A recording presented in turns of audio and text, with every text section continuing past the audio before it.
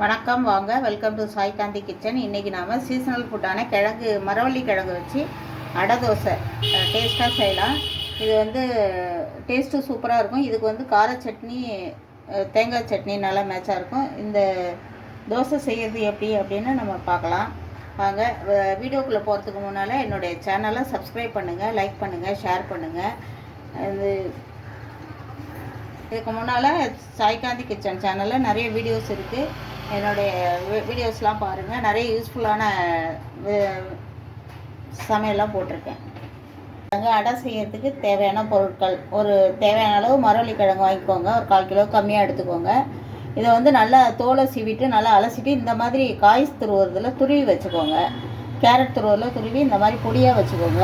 இதுக்கு நான் எடுத்துருக்கிற அளவு 1 கப்பு புழுங்கல் அரிசி எடுத்திருக்கேன். ஊற வச்சு 1 மணி நேரத்துக்கு முன்னாலே ஊற வச்சு இந்த மாதிரி நல்லா மிக்சியில் போட்டால் நல்லா நைஸாக அரைக்கிற அளவுக்கு ஊற வச்சுருங்க. ஈக்குவலாக எடுக்கணும். 1 கப்பு அரிசினா 1 கப் இந்த துருவல் எடுக்கணும். இதுக்கு ஒரு 2 பெரிய வெங்காயத்தை பொடி பொடியாக கட் பண்ணி வச்சுக்கோங்க. கருவேப்பிலை, கொத்தமல்லியை இப்படி பொடியாக கட் பண்ணிக்கோங்க. இஞ்சி ரொம்ப சின்ன சின்னதாக கட் பண்ணிக்கோங்க. வாயில் படாத அளவுக்கு பொடியாக துருவிக்கோங்க வேணா. இது பச்சை மிளகா காற்றுக்கு தகுந்த மாதிரி ஒரு பச்சை மிளகாயை நான் பொடியாக கட் பண்ணியிருக்கேன். இதை நான் இப்படி மிக்சியில் அரைச்சிட்டு வந்துட்டேன். இந்த மாதிரி நல்லா பேஸ்ட்டாக அரைச்சிட்டு வந்துட்டேன். நல்லா நைஸாக இருக்கும், அப்போ தான் நல்லாயிருக்கும். இது புழுங்கல் அரிசி தான் யூஸ் பண்ணோம். பச்சரிசி யூஸ் பண்ணால் ரஃப்பாக இருக்கும், அடை நல்லா இருக்காது. இப்போ இதோட இந்த துருவலை நம்ம இதில் போட்டு இன்னும் நல்லா நைஸாக அரைச்சிட்டு வந்துடுறோம். ஃபஸ்ட்டு அரிசி அரைச்சிட்டு அதுக்கப்புறம் மரவள்ளி கிழங்கு நம்ம அதில் போட்டு நல்லா நைஸாக அரைக்கணும். இப்போ நான் அரைச்சிட்டு வந்துடுறேன். இந்த மாதிரி நல்லா நைஸாக அரைச்சிக்கணும். அப்போ தான் அந்த அடை நல்லா வரும், எடுக்கிறதுக்கு ஈஸியாக வரும். இப்போ இது ஒரு பவுலில் நம்ம மாற்றிக்கலாம்.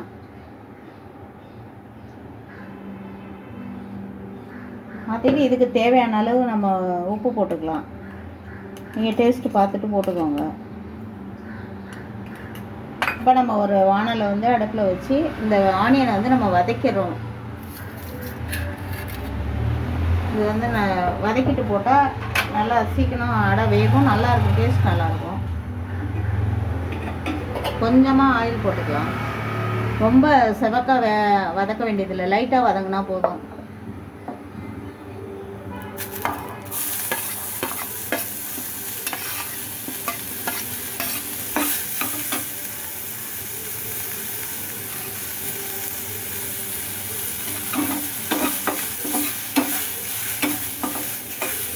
இந்த ஈரத்தன்மை போகிற அளவுக்கு வதக்கினா போதும். ஏன்னா ரொம்ப செவந்துருச்சு அப்படின்னா அடை ஒரு மாதிரி கலர் சேஞ்ச் ஆகிடும்.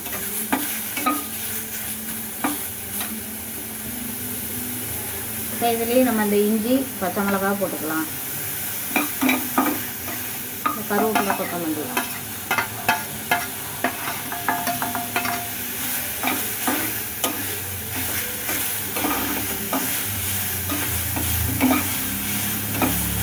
இது வதங்கிடுச்சு. இப்போ நம்ம ஆஃப் பண்ணிவிட்டு கொஞ்சம் ஆற வச்சுட்டு மாவோட மிக்ஸ் பண்ணிக்கலாம். இப்போ இப்போ இந்த வதக்கின வெங்காயம், பச்சை மிளகா, கருவேப்பிலை, கொத்தமல்லி இது எல்லாத்தையுமே நம்ம இந்த மாவோட மிக்ஸ் பண்ணிக்கலாம். மாவு கொஞ்சம் தண்ணியாக தான் இருக்கணும். திக்காக இருந்தால் மொத்தமாக இருக்கும். தண்ணியாக இருந்தால் நல்லா வரும்.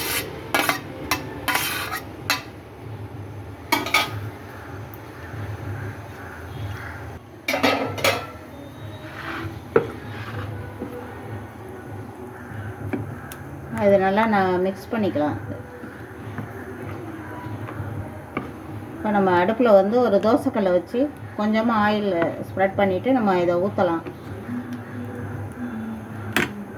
இப்போ உப்பு டேஸ்ட் எல்லாம் பார்த்தாச்சு. இப்போ நம்ம ஊற்ற ஆரம்பிக்கணும்.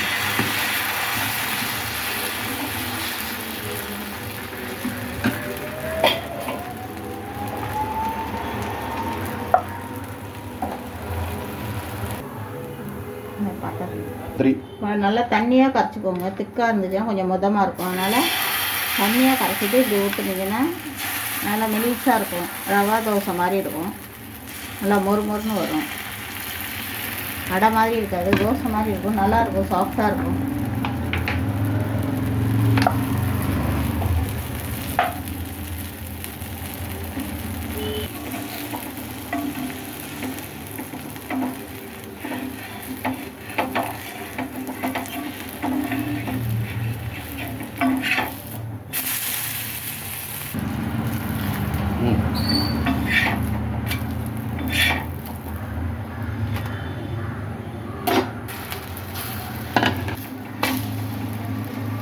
சாப்பிடலாம்.